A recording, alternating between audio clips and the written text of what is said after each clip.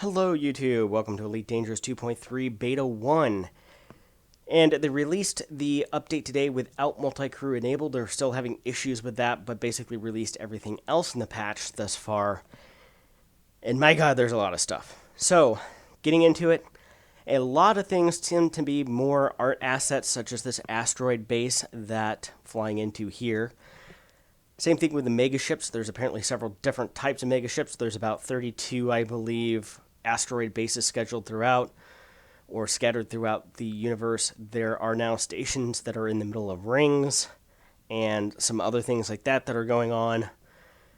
Unfortunately, in terms of adding substantial types of gameplay, docking at an asteroid base, while it is a different environment and the graphics look cool, functionally it's no different. Same thing with these megaships thus far. I've only been to Fisher's Rest, which is the one in Aldebaran named after the late Carrie Fisher.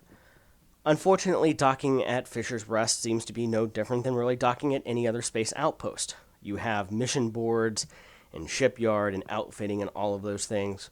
There doesn't seem to be any type of substantive gameplay elements added due to that.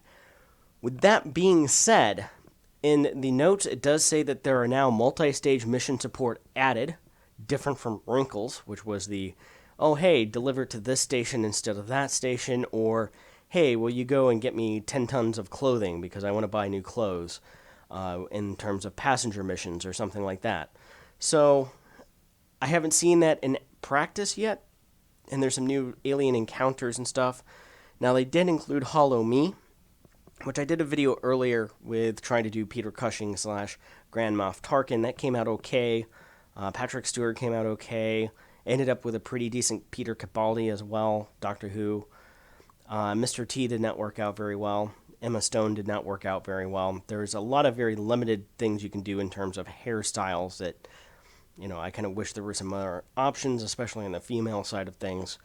But this is me creating me in the background, and I will tell you that when I got done and was looking at my avatar in the seat of a cutter, it was very, very much getting into Uncanny Valley, especially from the side profile of me going, okay, that's close enough to be kind of actually scary.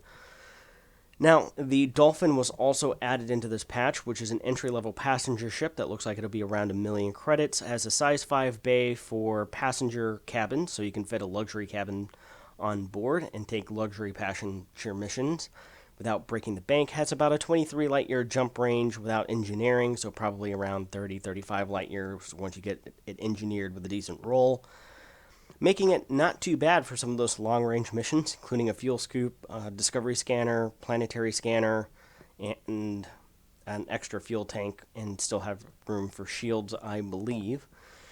So that could be a very good option for getting into passenger missions very early on and upping your exploration rank, because passenger missions, VIP missions, for sightseeing or out to collect data do count towards your exploration rank, as I have found out recently, even on the live builds.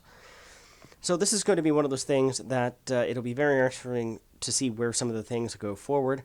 There's been a new alien interdiction reported, spoiler warning, you can go out and find that. It hasn't happened to me yet, so the regular type of alien interdiction hasn't happened in a live server, but I haven't exactly gone out searching for it either. So, it'll be very interesting. I want to see what they've done in terms of changes to mission types.